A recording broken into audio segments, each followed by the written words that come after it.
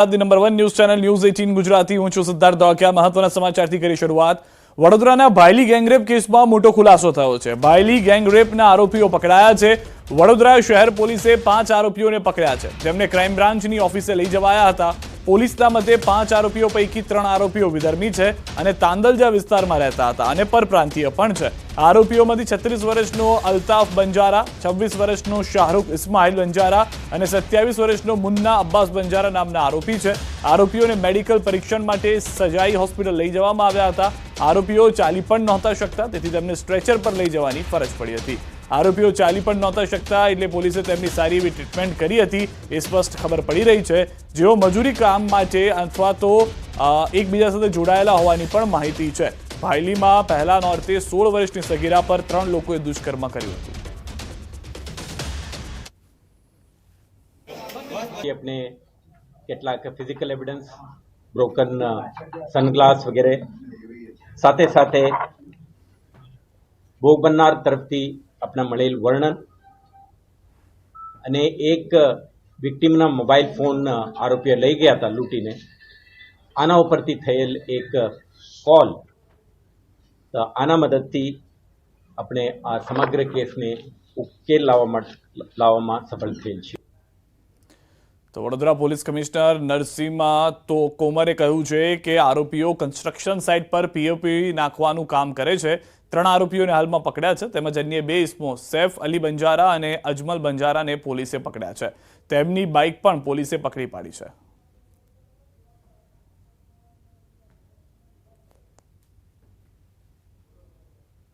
કે 10 વર્ષ પહેલા વડોદરામાં એમ્પ્લોયમેન્ટના અન્વેષણમાં આવી ગયા હતા અને કન્સ્ટ્રક્શન સાઇટમાં આ લોકો પીઓપી વગેરેના કામ કરે છે અને અન્ય 2 ઇસમો જે સૈફ અલી વંજારા અને અજમલ સત્તાર વંજારા આ પણ જે તે બનાવ વખતે સ્થળ ઉપર હાજર હતા। તો આ બંને ઇસમો એમના મોટરસાઇકલ સાથે આપણે પૂછપરછ માટે લેવામાં આવેલ છે। સુરત શહેરથી ફરી એકવાર દુષ્કર્મની ઘટના જોવા મળી છે। માંગરોળના કોસંબા પંથકમાં એક 18 વર્ષની યુવતી સાથે ગઈકાલે દુષ્કર્મ આચરવામાં આવ્યું હતું, જેને લઈ ગણતરીની કલાકોમાં જ કોસંબા પોલીસે હવસખોરની ઇસમને ધરપકડ કરી લીધી છે। સુરત પોલીસની એહી સરાહનીય કામગીરી સામે આવી છે। પોલીસે સલીમ અયુબ મલિક નામના આરોપીની હાલમાં ધરપકડ કરી છે। સાથે જ પોલીસે પોક્સકો એક્ટ હેઠળ ગુનો દાખલ કરી વધુ તપાસ હાથ ધરી છે।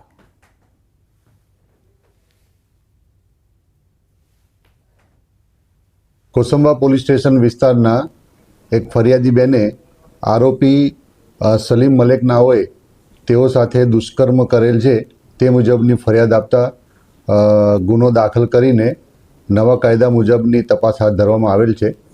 ગુનાના કામે એફએસએલ અધિકારી સાથે ગુનાવાળી જગ્યાનું પંચનામું કરવામાં આવેલ છે।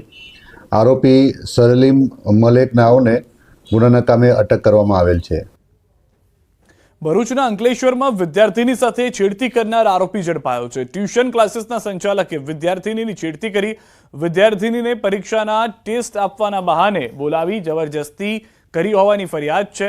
અંકલેશ્વર એ ડિવિઝન પોલીસ મથકે દાખલ થઈ છે। શહેરના ગુરુ ટ્યુશન ક્લાસીસ ચલાવતા નીતિન ચૌહાણ વિદ્યાર્થીની સાથે શારીરિક અડપલા કરતો હતો। ફરિયાદના આધારે પોલીસે આરોપીની ધરપકડ કરી કાયદેસરની કાર્યવાહી કરી।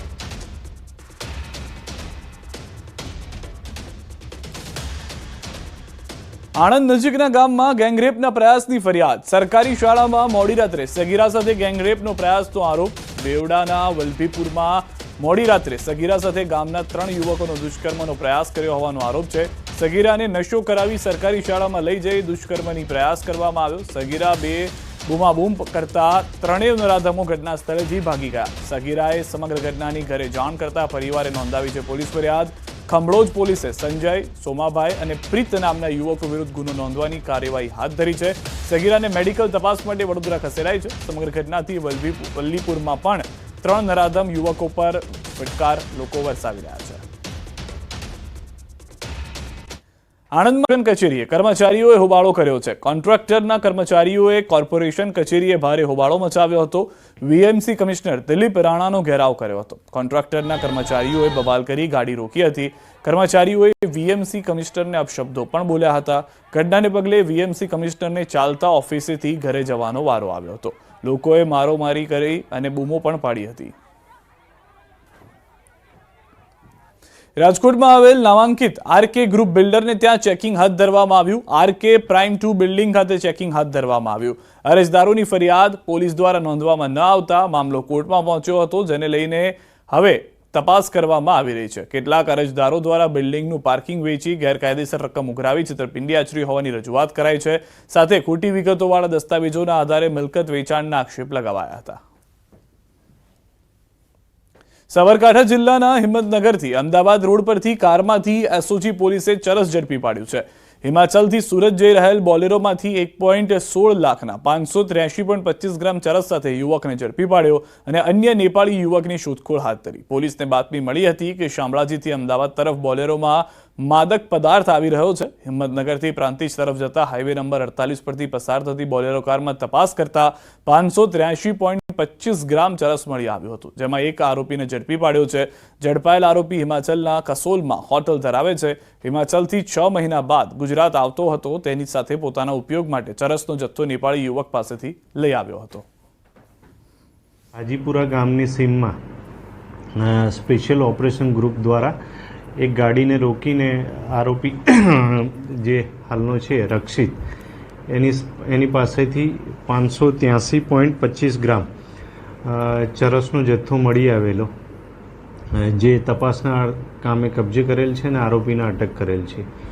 આરોપીની પૂછપરછ દરમિયાન આ જે જથ્થો હતો એ કોઈ નેપાળી વ્યક્તિ જેનું નામઠામ અત્યારે જણાઈ આવેલ નથી, એમની પાસેથી મેળવેલો હતો.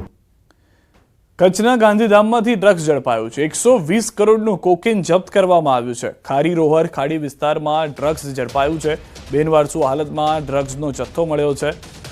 બાતમીના આધારે પોલીસે કરી છે કાર્યવાહી.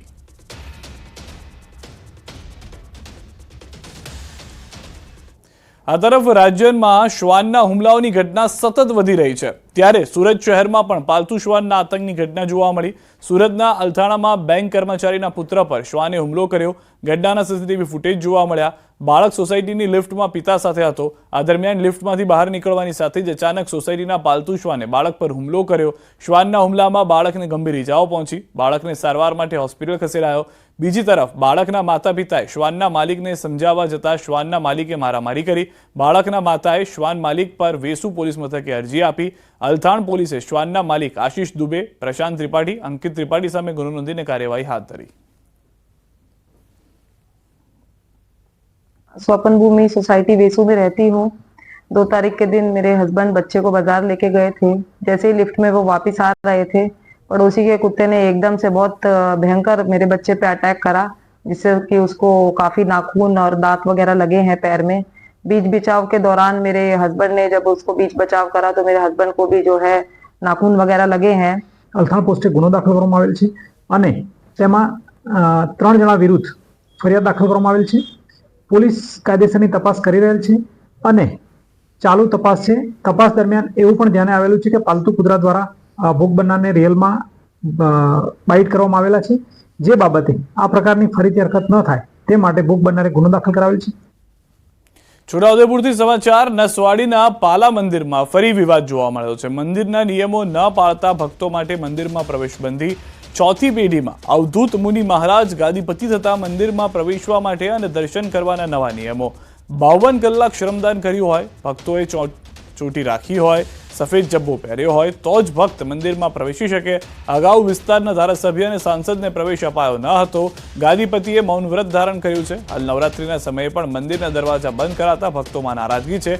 મોટી સંખ્યામાં ભક્તોએ મામલતદાર કચેરી આવી આવેદનપત્ર આપ્યું છે.